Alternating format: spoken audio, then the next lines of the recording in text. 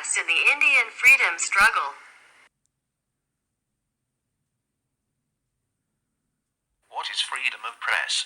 Freedom of the press refers to the minimal interference of the state in the operation of press on any form of communication, including print, newspapers, magazines, journals, reports, audio, radios, podcasts, video, news channels, on platforms like YouTube, and over other electronic mediums like news apps, social media feeds, etc. Impact on Indian freedom struggle. The Indian language press has played a historic and memorable role in the struggle for independent movement. Newspapers made Indian public aware of cruelties of British Empire. Patriotic poems, songs and articles published in newspaper made British government restless. Through newspapers, Indian people kept themselves informed of all the activities going on in the country. Literature published in various newspapers was a challenge for British government. The first newspaper in our country. James Augustus Hickey was an Irishman who launched the first printed newspaper in India, Hickey's Bengal Gazette. He is known as the father of newspaper.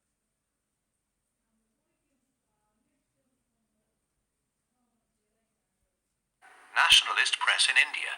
Raja Ram Mohan Roy was the founder of the nationalist press in India.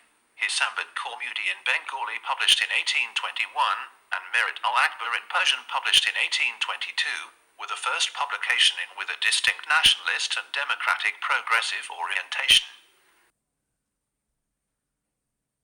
The Vernacular Act of 1878. The Vernacular Press Act of 1878, against Indian language newspapers, was passed at a single sitting of the Imperial Legislative Council.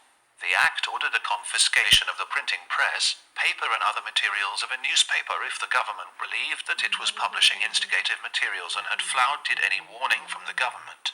Nationalist public bodies and the press campaigned against this act. Eventually, it had to be repealed in 1881 by Lord Ripon. Press as a weapon.